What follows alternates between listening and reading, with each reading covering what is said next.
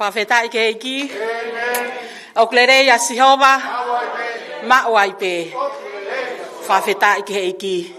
Kore pe ke moanga lelei kuikuyo mo fofonga tau hanga ke otua he lot fatapui. Otua maf ko ko mau tamai ta ngata ya Fiona. Eiki ko ko ya tu yo ngai tu I ko ko ya eiko ngai eiki. Ko otua ko na ke foaki ho alo to peta na fara Tupou. Ke ne hifo pekia he kolosi kare vare. Ta fea e ta ma mo ma o ne a Fiona fufulu pe faka ma ai ma ngahi anga hala. E ko ma faka ma lo ke te ko I he ho ata ko eni ko e kelesi mo mesi ai a Fiona ma u lave mo nu I ai e ma mo u e otua. Ma wa usi ai e fiafi ko eni otua ma u heni e otua. Ke mau whawhetau laki kia te koe. O ki heni holoto ngā mo ki mau tolu e otua. Mau hanga hake otua, mau fie mau ai ala ma kehe a Fiona. Mau fie mau holau maari e mau ni ke ngā ue he mau mo ui la vei ho mau ngahi loto. Whai e whakawhetongi. Eiko mau hanga kia te koe otua, mau kore whamore kia te koe hangahi tono no a e mau mo ui. Ai angai sio ho mau matai whakakau ho mau ngahi whakakau e otua. Taimi lahe o tua o ku ikai ke iai ha whakawhea ngai e tāu me a Fiona ka whakawhetai ko ho keresi mo mese a Fiona o ku ope atu o tua o mau hanga hake he ho atako e ni ko e kamata angai ni o tua e mau a polo kalama he fiafi ko e ni ka mau loto whakatapu ia o tua ko e mea ko tāpete mau whai ke lang ia toko taha pe a Fiona ai hu ai whawhetai ai tūtū ia ho wholofola e tamai whai tāpe kina e toko taha tene viringi ai mo unga e o tua whalea i ho tamai o eiki tuke ne omi e wholofola ke hoko ia koe ako koe waloki koe whakatontonu ke he mau mo ui eiki o mau ilo whakapapau ko ho wholofola koe maama koe tūhulu koe kāpasa ia o tua ke whanonga o mau whai i taimi ki i tāniti eiki o mau hanga tuke te koe he whiawhiko e ni e tamai whai tāpe kina e mau whai whekau ka o mau noho ai toko ni e o tua he potok ne iai pe he o tua ki he kāinga lo tu ko toa pe ak nau tolu ko toa pe nau mamata mai he a tāmo e lea e o tua whai tāpe kina e nau mo ui e tamai tuke mau mau ha whiohi fia pa ke lang ia toko taha pe a Fiona ia kalaisi isu ka ko mau whaka mo ui amen whawhetaha iki he iki whamalo ke o tua ko e ne ofa tau te whiha aki ai i he whiawhiko e ni pa koutui ko e kana e tai oua e ne kau mai koe ke ilo i pe ko whe ai whewhei tu o kui ai ho o mo ui ka ko ho iheni mo o iheni koe ke resi whawhetai ki he iki i he aho sāpate na tau iheni whawhetai te hanga o tua te omi ak tau tolu ke tau whanongo ke honore o wha i he whiawhiko e ni pea ku ia e loto honga ia o koutui o ka pau honga ke te au o koutui o honga ke whai whekau i ho lava mai i he whiawhiko e ni tuku honga hi mo ua ko toa peka ke lava mai i he e tau polo kalama i he whiawhiko e ni pa ku ia e tari fia ai toko taha ko toa pe whai whekau mo se siare ka o manohoa ana siare toko ni o kai ke iheni toenga e poate pe he foksi kau fine eiki o honga ai iheni si kau fine eiki hola ka o mamere pe he foki alo saline vai a talavo mo fine mui pa pe he ke longa i whanau whawheta e kusia i kau a ahi heni na e mono mai kau e testimoni e lai pepa ka ku whiwaha no whakasio ki lai pepa whawheta i ke eki mau tari whiawhia ki mo tolu si kau a ahi ko toa pe i whareni whatawanghe o tua ke ne whai tāpe ki na ho mo ui ko hai ngahi whie mau mo unu mai moia ko o tua ku i heni ne hanga awhio ho tau ngahi loto whakafoi tui whawheta i ke eiki, ke whawheta o lake o tua ke o mō ngai whie mau ko toa pe. Tu ke tau mau ha whio whia i he whiawhiko ni, a mana ke tau whanong ke wholofola, whawheta i ke eiki, tu ke tau lava mai mo loto ku hanga maari e whakata ho loto. Koutui e iai pe mea lea tuai o tua ki ho mo ui, lawe iai koe, lawe iai au, pata hoko ai, koe whakawhie maari e ke he o tua. Whawheta i ke eiki, pea ko kore atu ke hongo asa ke na lava mai tanake e tau wahe hongo fulu. Tau wahe hongo fulu mo e tau mea ofa o ku ikai ke whakamalo hi iko i ke fuaki. Whai aki pe tu koe hai mea koku lea ki ai holoto. Neongo koe lau ia e wholofola ia malakai koe tui koe toko taha tupu i Pentecost ko toa pe ke o seanga pe o mahinoi ai lau ai wholofola ke wahe hongo fulu koe mea ofa. Pea ko kore atu ke mo unu mai omi hahiva ke tāna ke ake tau mea au wha.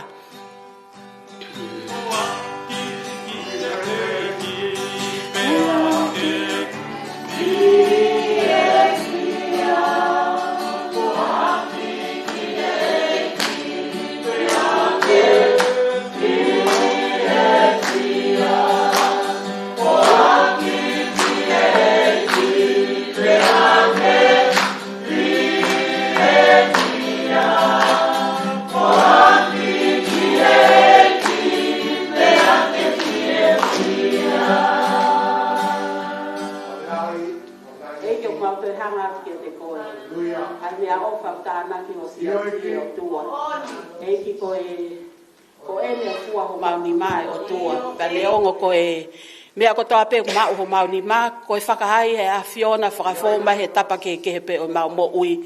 Pa ko mau fia o tua ke mau to e fuaki pe ki a te koe. Pa ko mau to i whakapapau e o tua e aongai ke ngā ue a ho si e tamai. Whai tāpe kina ko toa pe toko tahana e whai e fuaki he whiawhikoen.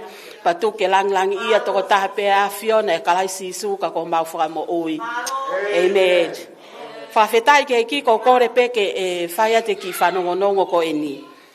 Pea ko O ku iai e siasi o kuia e tau misiona.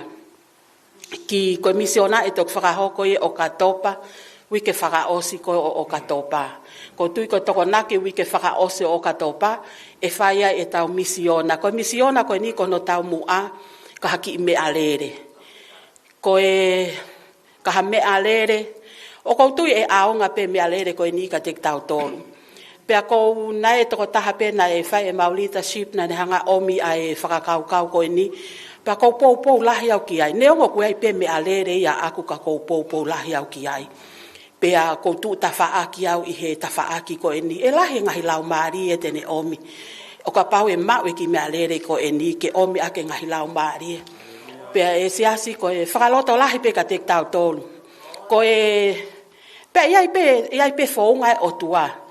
Ki he ne whakaai e toko ni ai. Pa kou pou lahi pia ki ai neongo kuai pe me alere kou hau ai ki he lotu. Ka ia taimi e te upuke ai. Ia taimi e te whainga tā maka ka koe ki me alere. E lawangi o me ku whanau. Whakawheta i ki he eki. Ta sio pe ki he otua he tene whakai. Ka kua pau ke whakahoko ai misiona. I he toko naki wike whakaosi o katopa. Pa koe whaka koe misiona koe ni e whai whakawhamiri pe. Koe haa pe lahi ho o whoaki. Whakawheta i ki he eki. Whoaki ha pas ke whakalanglangi e o tuaha e whiawhi ko e ni. Alu pe o lotu ki ai. Se ko suneni. Fo i mahina ne whiha ki o katopa. Taimi lahi tuku atu ai ke teu ki ai. Pea ku koe ta look forward ki ai. Koe aho ke ta whia. Whoaki whia ki he eki. Hallelujah. Kore pe whaka paspasi, taritari aki a moana ke ne hoko mai I he worship.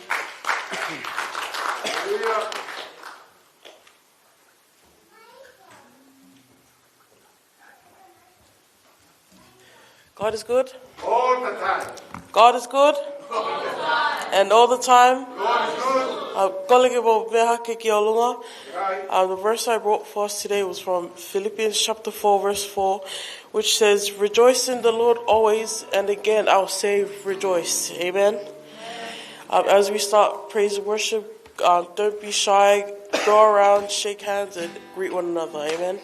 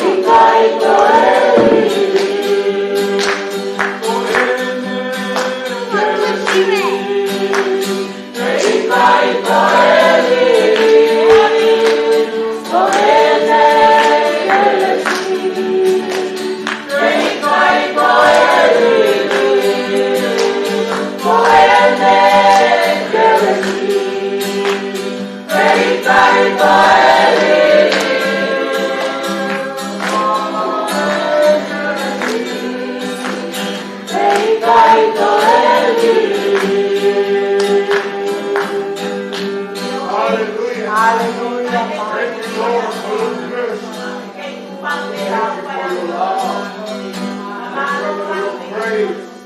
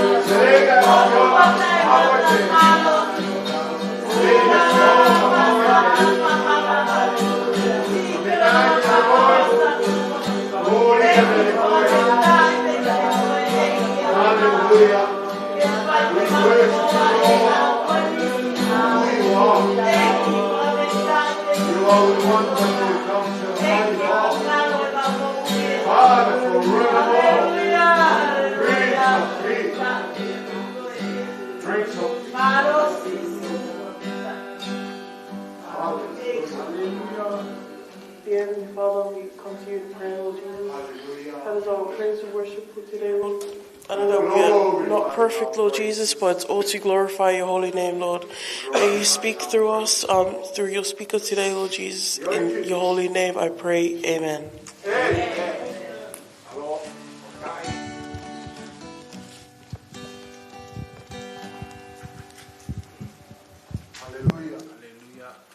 Tau tai keiki. Tau whamalola ki o tua kone kei. O mai e whainga mahari mu ki tau tolu. Ke whanong ke wholofola. Tau wakai ki he kaunga whanonga ku te tau mai e tola. Kana o whoki ki api ki he tamai. Pea koe tahai he mea whakawhiawhia ka te ki tau tolu koe hui. Koe tau ilo i ku osi tuku mai he o tua ai hala. Pea ne whakainuhinu ki tau tolu me wholofola koe hui. Ke tau ilo e hala ki pure anga tua. Mahalo pe ai taimi kai ke tau toe hanu pe te tau toe launga ko hui. He utala mai e wholofola ka te ki tau tolu. O si heki e tau ngā ue pe koe. Mea katoa pe o tau whai koe hui. Te ria nā tau whawhekiki he aho whakamau. Amen. Koe ngahi aho ni whuk tau sio ki he live i koe video. Hiki ai video pia. Ka pau e aha ngahi mea e hoko. E toi toa ke pe video sio. Koe puri anga e o tua ko o si mau e toko taha katoa pe mo ne foi whaiwa. Talu hene tupu.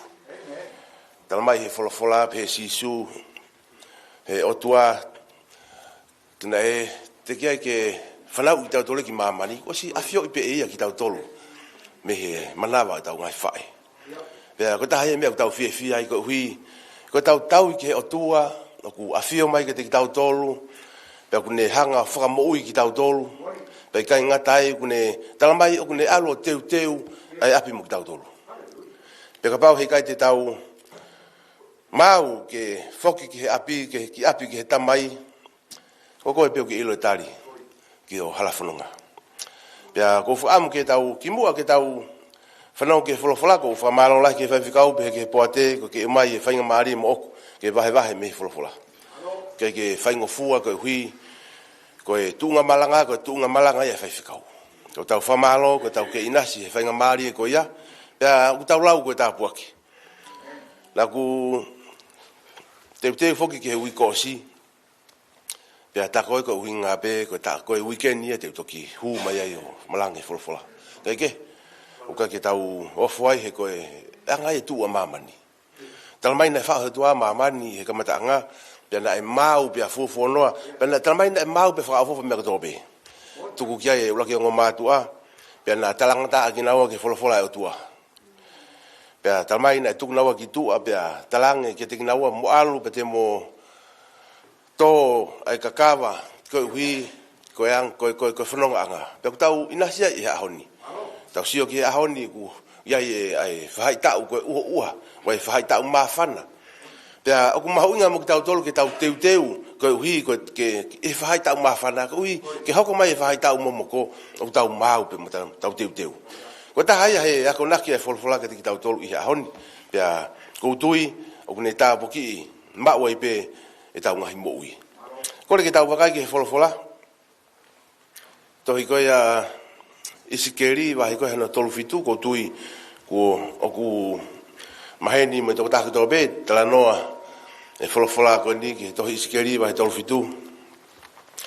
Ko whakaamu ke lau ma ki tau tolu.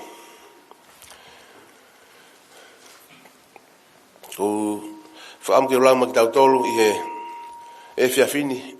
Me vesi koe hano uloki, ke vesi koe hano tahawha. O pēhano whakarea. Na e te au anima o Sihova, pene awe au i he lau maari o Sihova, pene tukhifo au ke he loto tere ana e whonu i he ngai hui. Pene pure i au ke ualu whakatakamilo ai, me wakai na lahi au pito, ia i ata o tere a. Me wakai na e moa au pito. Pene ane pehe kia te au whoha o tangata, e whaamu ui e ngahi huini, pena ku pehe e Sihova, koe o tua, ko koe pe ku ke awhio i. Pene toi pehe ke te au, ki kite ki he ngahi huini, pia ke pehe ki ai e ngahi hui moa, whanonga mai ki he wholawhola a Sihova. O pehe e Sihova koe o tua ki he ngahi huini, wakai te ungahi e mānawa ke hu ke tingi mautolu, wa te mou mo ui. Pia te ukofu aki ki mautolu ai ua, pe te whakatupu ai kakano ke tiki mautolu. Mo ufi aki mautolu ai kiri, te ai mo e manawa ke tiki mautolu, pe te mo ui, pe te mo ilo, ko Sihova au. Ko ia na aku kikite o hange ko ia na e whakaha mai, pe ai eku ke iria, na iai, na ulu, te wakai na ngaue, pe a whihokotaki a ngahi hui, pe takitaha ki ono hui pe o ona. Wahi eku sio wakai, ne tupu mai ki ai, ai ua pe mo i kakano, pe ne ufi kotoa pe ai kiri, kana e te eki ha manawa ki tinginau tolu. Pe ana ane toki pehe mai ke te au, ki kite ki he ngahi matangi, ki kite foha o tangata, pe ke pehe ki he matangi, o ku pehe e Sihova koe o tua, e manawa, e hau me feitu matangi e wha, pe mana hifo, ke kau matena ko hui ke nau mo ui. Ko ia na ku kite o hange ko ia na whikau mai. Mena aku hoko mai ai manawa ke tingi nau tolu. Pena nau mo ui. Nau tu ki olunga iho nau wae ko e fukau tau tokolahi au pito. Pena nau tok pehe mai ke te au foha o tangata. Ko ngahi huina ko whare ko toa ia o Isileri. Wakai o nau pehe ko e moa ho tau hui pia ko more e tau amanaki, pia ko tu usi ke motu aki tau tolu. Koia te kite pekelea ke tingina o tolu o pehe esi hova ko o tua wakai e hoku kakai te ufakawa hamu ngahi whaitoka pe te upure ke mou toi tuu me hamu ngahi whaitoka tai omi aki mou tolu ke whanua o Isleri pe te mou ilo ko si hova au kauka whakawa hamu ngahi whaitoka e hoku kakai pe e hake aki mou tolu me hamu tanu anga e wesi ta wha pe iai pe ai hoku lau maria ke tingi moutolu pe te mo ui pe te utuku aki moutolu ki o mo fonua o moutolu te moutoki ilo ai ko au si hova ne urea ki ai pe ku fai o ku pehe e si hova e vesi hono tolu ko fu am ke to me ai ki kavenga pe ngofua ke tau tolu ku pehe e si hova ko o tua ko koe pe o ku ke afioi ke tau lotu e tua mafi mau famalo ke afiona fafetai ko hui ko mau tau ke o tua o ku wakai mai be ku tokanga mai ke ti mau tolu o tua mau famalo ko ke tuku taimi mo mau tolu ke mau fanongo ai ke folofola teu ho mau ngahi alunga ko hui ko amanaki ke pure anga afiona e ki mau lotu ke te ko ke tapo ki ho folofola tuku mo ke tokoni ho ta mau ki ko efu ko kere pe afiona tu kere mai ho lau mari ke ti mau tolu o tua hoko mai ho folofola pa ke tapo ki ai ho mau ngahi loto ai siasi i a ko ni o tua tamai ta bukina ho fa fikau tu ke ta fihifo ai pani ko ia ke tingi mau tolu pa ke mau hoko ai ko pou ke mau ngau e fataha ke langa hake ai pure anga ai afiona tua tu ke langa ngia pe afiona si su klasiko alo ko mau foka mo ia amen fa fatai ke ki Praise God. o lau e tau le soni mak tau tolu pe ko tui ko mahino As you all have seen the scripture behind us, ko tau ngari feunga i pe ko hui ko foi malanga ka kato pena lau he and I believe that is the conclusion of our sermon for today. Da ko am ke tau wakai ki folofola o tua hange ko kave inga I want us to view the word of God like the topic today. e si hova ko o tua ko ko pe Sovereign Lord, ke afioi only you alone know. ko e talanoa mari e ko talanoa whakaloloma he taki popula ko ne whanau Isleri You know, this is a very popular story in the journey of the Israelites ki Papilone to Babylon. talamaina e ave ki nau tolu i he kuonga ko ia As they were captured as slaves and they were journeyed and captured during those time, na nau nofo popula they were captured as slaves, prisoners. ya na ya ki he kuonga pe ko taimi na kai ke te ai ha amanaki e te nau tolu And they came to a point where there was no more hope for them, te nau te mau ha whainga mari or that they will have an opportunity ke nau tawa tahina me to popula be free from slavery.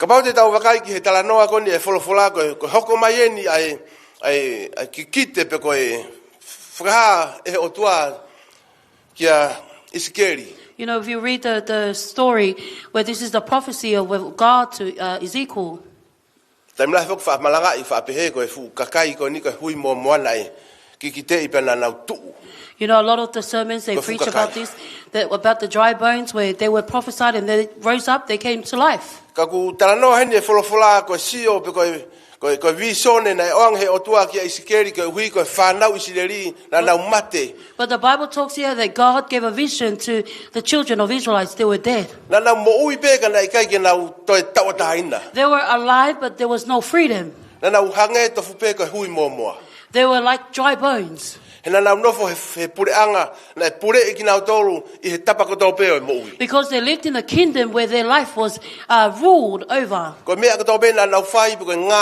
ue ai lotu na nau Everything that they mui e did whakatau or their work, they Ihe. followed lao e pure anga according Papilone to the law of Babylon. ko taimen mahana i aia Daniela This was a time during o e Daniel kausiu and the Jews. pea hange koe kutau whanongo ki ai hono malanga i talamai na nau And like what we heard in lofa sermons, peki nau tolu he nau tui pe ko nau whalala ki he o tua na kai ke mawahe o nau loto ki nau tolu me he they o tua remained in their faith and their belief, but they never let go of God. ka koe wakai wha o tua ki Isileri But when o nau God lofo looked he down at whonua Israel, talamai na nau tatau tofu pe mo hui mo moa He said that they were like of dry bones. kai ke to e ha whainga maari e No more hope. hange koe ngahi vesi ki mui talamai na talang he o tua ki he palofita Like in the later Rea ka verses, tiki nau tolu ke nau tuha ki a mi hong nau God ngai said whai to the toka prophet to speak to them to na nau tāpoto pe arise, i hong nau ngai whai toka but they I kai remained ke to e in their hamalaki. tombstone. no hope. Ya, mana tua ke fa malanga he taimi koe. You know, I remember in the Mahal na ke ha we lau e ka sermons tangata in the malanga ko past. ia ke ilo. Koe hui momoa na ka ke lau tu ki lau tu. maybe the preachers back then, they didn't know that the Kana na malanga dry ki lau bones tolu never tala stood noa ka up. fu kau tau. Na tu ha ke pena wo he tau. But the story goes on about a great chief, and they arose and went together with this great Ka koe leader. taimi ku tau sio ai ke ofa ai o tua. But you know, when we view God's love, Ka ke tuku noa be to hono fofonga me tik tau tolu. that He never leaves us. He ku ia ne tau mua be kone palani ke tau ngahi mo ui. Because He has a purpose for our life. Tau sio ki he mo ui o tau whanonga ai. You know, we view our own life. Ka pau te tau wakai ke te tau tolu. If we look at ourselves, Ka pau te tau I Papilone. if we were in Babylon, Ka pau he kai ke tau tui mo big tai ki he o tua. and if we did not believe and hold on to God, E ai pe taimi te tau hange ko There'll ki te koin. there will be a time where we'll be like this prophecy. Tau tata ko to pe ho tau ngahi whaitoka. We lay still in our own Hange graveyard. ku more amanaki ka ke te ha amanaki ai te mau whinga maari. And it seems there is no more hope for us. Ka wakai ki he ofa e o tua talamai. But we look at God's great Na love le o mai e toko taha ke hau. Ke hoko ia ke sent waka mai ai somebody e wholofola e o tua. so Ke that hoko mai He could whakamui. fulfill God's word, and He sent His Savior. Amen. Amen. Ahoni ko ki tau tolu. You know, today us, Ko e isikeri ki tau tolu e kua. we are the Ezekiel of today's generation. Tau sio ki he mate. We look at the dead Mo e tātā koto koe I kai ke mau e o tua. and those who are lying still, who have not accepted or, Pea o mai rewa he o God. tua e vi sone ke te ki tau tolu. and therefore God had given us a vision. O mai ki tau tolu ke tau kikite. And He gave us the vision of O mai prophecy ki tau tolu ke tau hoko koe whakamu ui. so that we can become salvation Koe among hui His ngai people. no ui mai ki tau tolu ki heni. And that is the reason why we have been called to this Koe planet. sio mai koe mamani ke te ki tau tolu. Because when the world looks at Ika ki nau us, sio na toke he fo ilere I koe na ke whai. they don't look at your good. Te nau sio pe ki nau tolu ke ane a fim hono. They will only look at your yesterday Ngahi tono no. and your failures. Ka koe ahoni o mai he o tua ke But whakaaho tau mata today, ke tau God ilo. has given us to awaken our eyes He kai ki tau kei nofo ai be. so o that we tai do aha not just amanaki. remain still without hope. Pau pe ke tau nofo o whakaukau ki hene o wha. We must remain still and think of His love. Pau pe ke tau whakaukau And we must think ke whakamoui ai o tua. of the salvation of God. Hoko mai a sisu. You know, Jesus then came O sio ke te ki tau tolu na tau tatau tofu pe mo e hui momoa. and He viewed us, and we were exactly Kai ke the te same ha as the dry manaki. bones with no hope. Tau he holo pe he mo uini. You know, we were lost in life, Tau whakaukau ko lere ia ku tau whai. and we thought that was our best. Tau whakaukau ko ki whai wa ku tau whai. And Ko lere ia we ke te thought tau that tolu. that was the best scenery that we have Tau whakaukau ko accomplished in haki life. ngau e ku tau whai. Pe tau Or- whakapuripuri tau whakaukau ko lere ia ke te tau tolu. Or the Tau hidden whakaukau works ko that mo we have ui. done, we thought to ourselves that that was the best in Tau life. sio ke hoko mai e wholofola e o tua. But we look here in the Word of God. Talamai nane hoko mai pa ne talange ke tangata. It says that Whikau He e said ngai to hui ke men lau. Toi mo to ui. tell the dry bones to arise. Talamai he talange he o tua ke he whoha o tangata.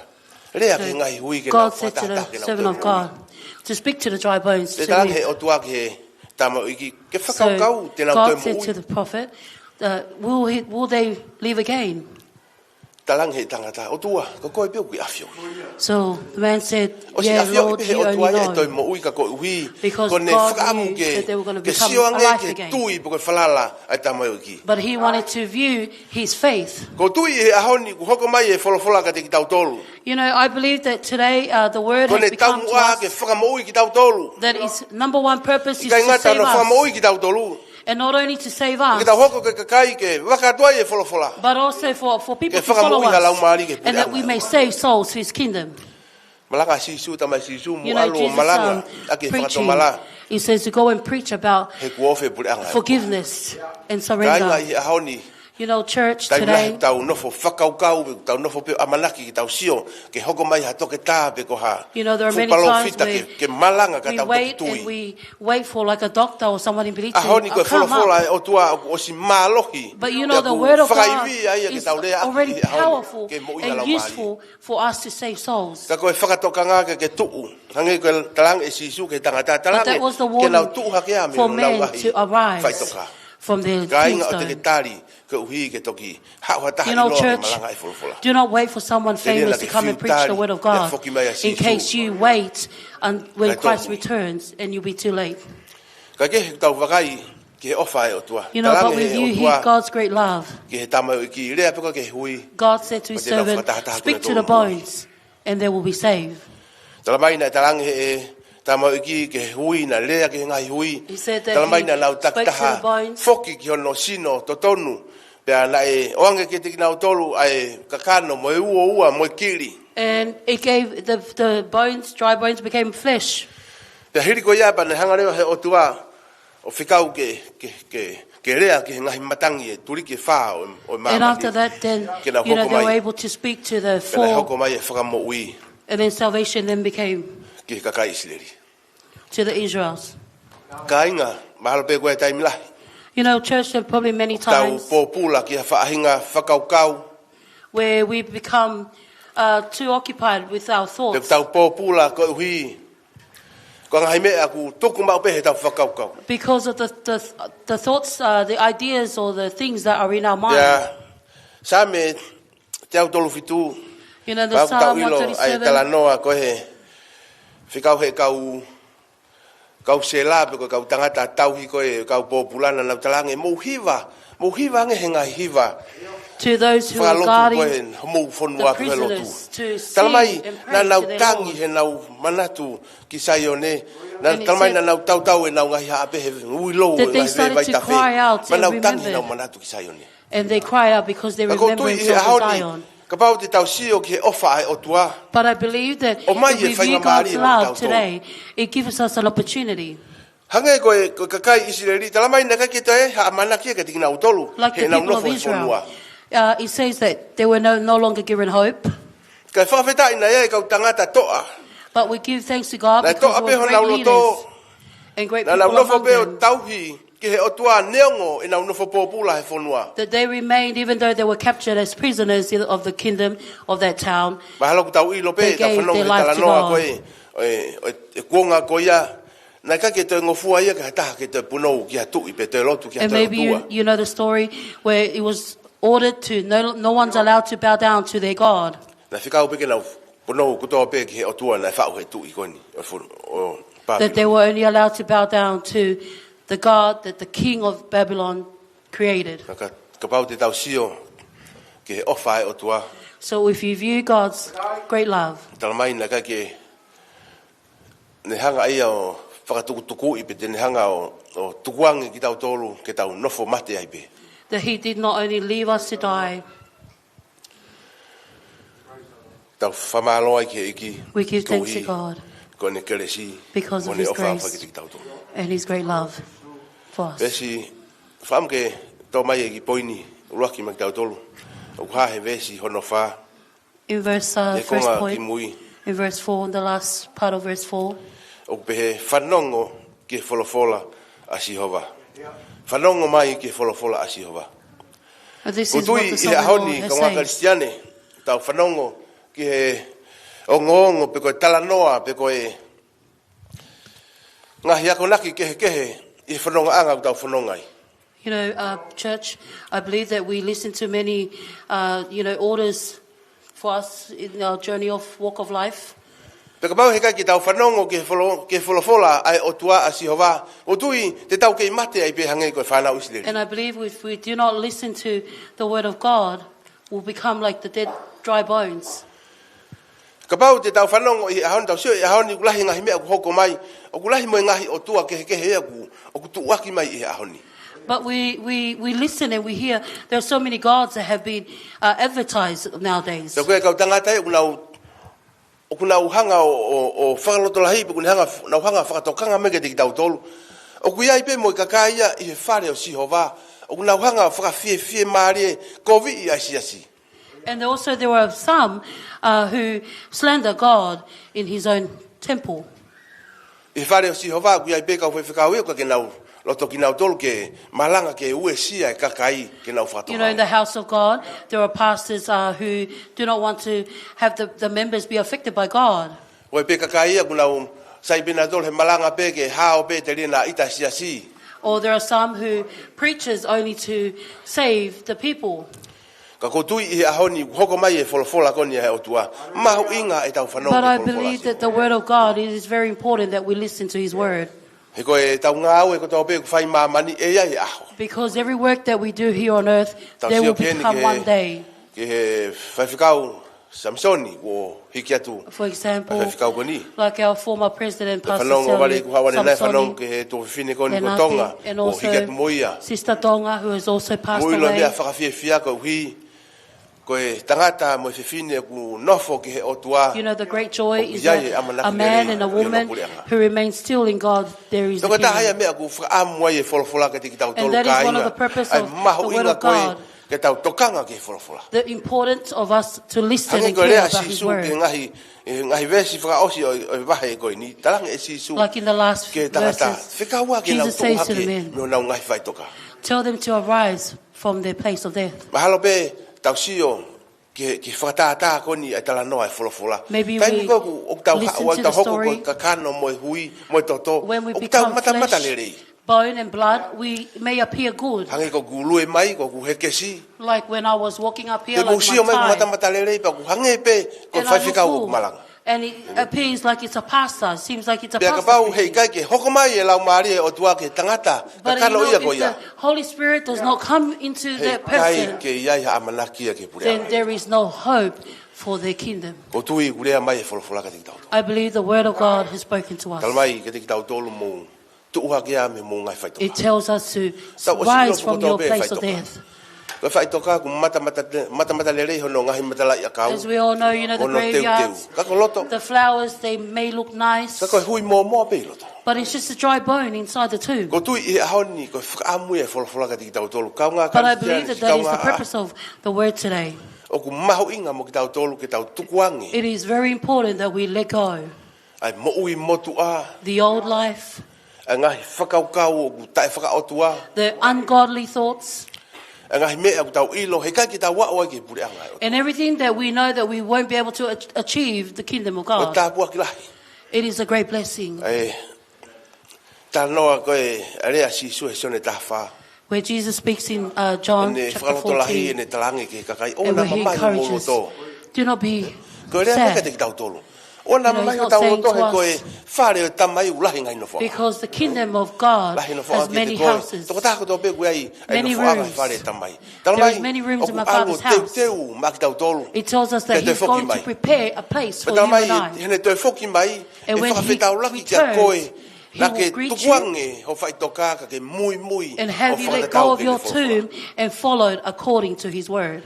Talmai si isu. You know, the Bible Tau says osi ilo pe ki tau tole hala. we already know the way. Koe hala koe wholofola e o The tua. way is his word. Ukai koe hala ke Kentucky pe koe It is not the McDonald's. way to the KFC Koe or the hala McDonald's. ke pure anga e o tua talamai. But it Kuiai o ku whainga taa. You know, he says that the way to his kingdom is very hard. Te tau whakaukau he taim lahi ku whaingo fua. You know, at times we may think it's easy. Te tau whakaukau he taim lahi ku sai pe te u tokilotu whakatai tai taimi e tupe ka ore ke u alako ni mango fulu pe te wono Or fulu. sometimes we may think to ourselves, oh, it's okay. Once I turn 50, I'll start Koe coming ui to a church. mate ku kai ke te whakalau But you know, when death calls, there's no Aho age. pe whanau i mai ai ku hoko mai mate. When some are born still, Tala noa kia e palo fita sa miwela. you know, like the Tala prophet mahi palo Samuel fita ku says, tamate i e sihova ku te whakatu upe e sihova. that God kills and he Tala mai also ku ne tuku hifo ki raises whai them toka up. ku ne toha ke pe me i whai toka. You know, he puts them in the tomb and Te also ku mahu raises ingai them mo ki up tau on the tolu i aho tomb. ni kaunga So karistiani. it is important for us Christians Ke tau teu that we He kuofi prepare because he is near. wakai ke ne ofa. You know, we look at his love. Ka ke te hanga ia tuku noai. He doesn't let go. Mahalo pena e tātā koto pe whanau i leri na whakaukau tau mate ai pe heni. Maybe the children of Israel are laid there thinking that, oh, we're going to be buried Mahalo nau here. whakaukau tau mui ai pe ki ho nau ngahi o tua ku. Ko ui he kua ke toe tau tea i ki tau tole ho nau ngahi o Or tua. maybe they thought that they follow their God because their God does not He punish kua ngahi them. o tua ta mapua foke kua ke nau lava ki nau tolo o rea pe te nau But lava as we all whakamui know koe. that idols, they do not speak and they cannot save you. Pea ku whaingo fua pe hono tauhi. So it is very easy to serve them. Ka pau te ke alatu o ku kake ke ilo kou fie kaia. And for example, if you were to go to an idol, you go and offer apples. The apple will remain there for years and you will not eat the apple. Or if you, are struggling, he will not come to help you. But we give thanks to God because the God that we serve, He is able God. And He says that He can care for us every day of our life. He can protect us. And He never rests because He cares for us.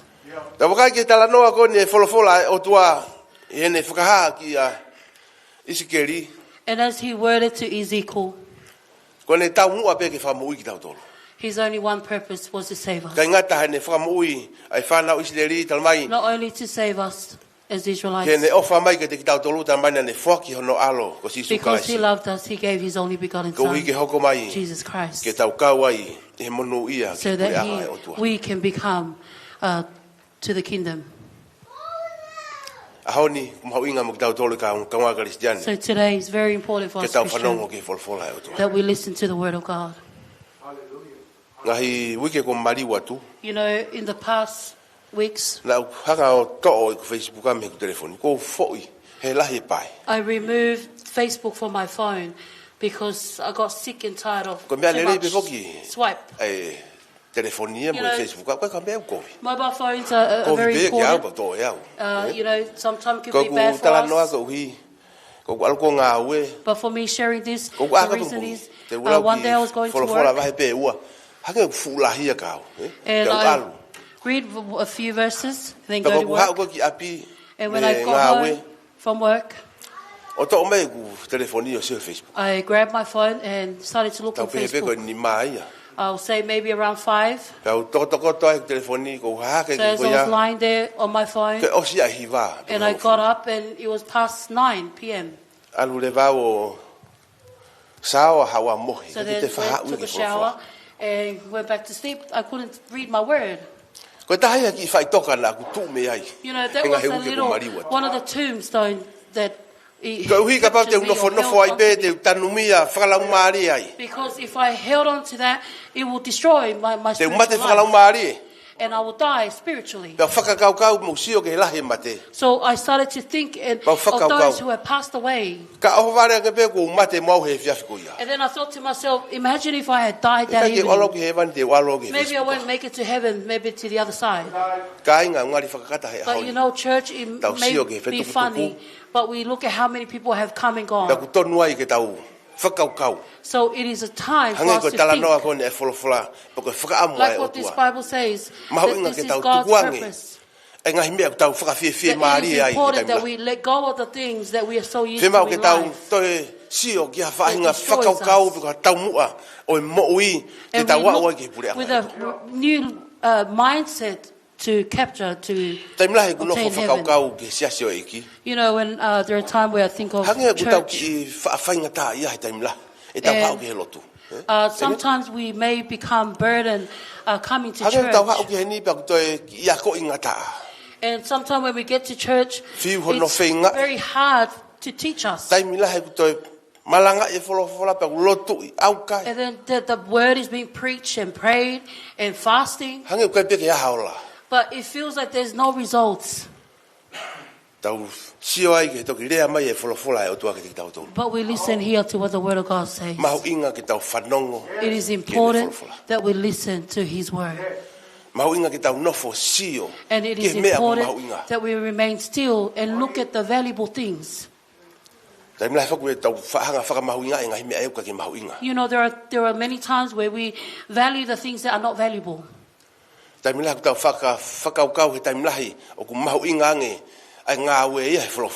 there are times where we think that work is more valuable than the Word of God. Work is valuable because money can get paid to pay the bills. But there is something that is far more valuable, which is the Word of God. Because if you die because of the word of God, then you have great hope for your tomorrow. But if you die because of your work, the work will come and throw down one rose or a piece of flour and finish. And they don't even know where you will end up. But my main purpose for us today is when we listen to the word of God, that this was the voice of God speaking. This was the voice of God. He worded that his purpose was to save them to his kingdom. So church, do not just sit there and be relaxed. You know, there are many times, there was this man, elderly man that worked with myself, and he's a funny character. And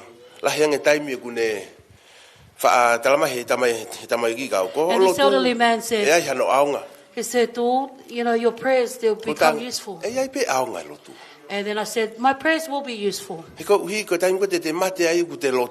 Because when you die, when you pray, and you accept Jesus Christ, there is another side.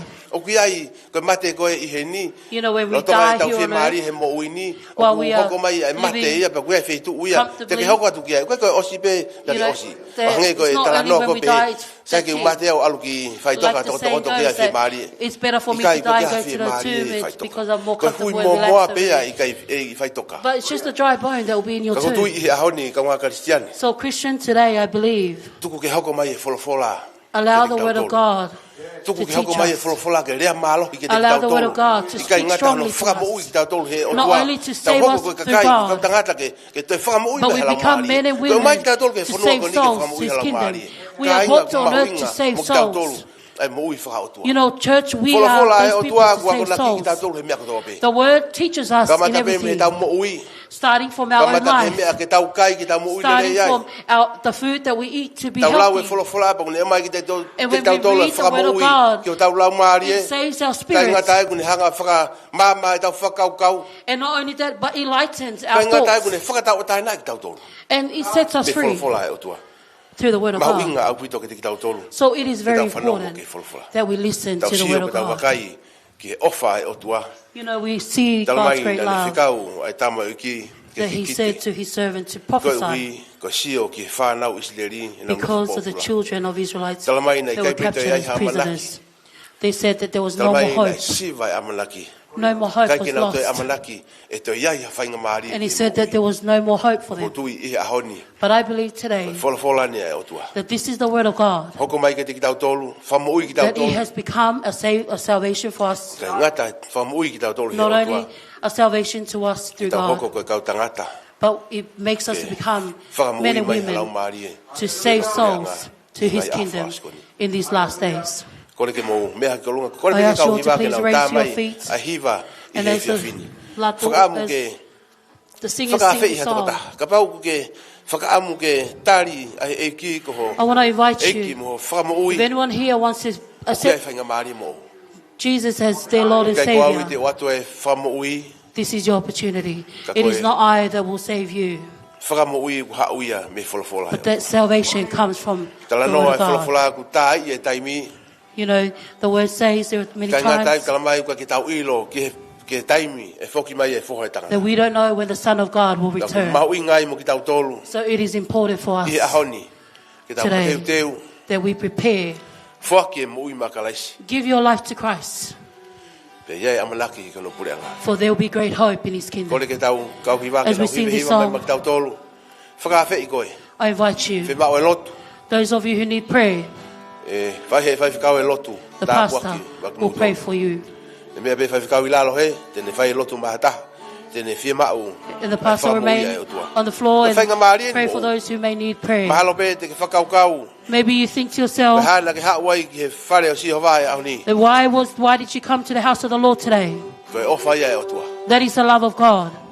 That is the love of God that has given us opportunity, that we have come to listen to His word. Like the word of God, the Lord will not return until the word has reached every heart. So make a choice in your own thoughts to your own life. So we will never give up on inviting you to come. Our work from time to eternity. There will be a day that will end. But I believe a man who has accepted Christ into their life, they are the blessed one. Amen. So give thanks to God this evening because of the great opportunity that He's given to us all. Where He teaches us, even though that hope may be lost, but there is still opportunity God has given us. And we give thanks to God. Amen.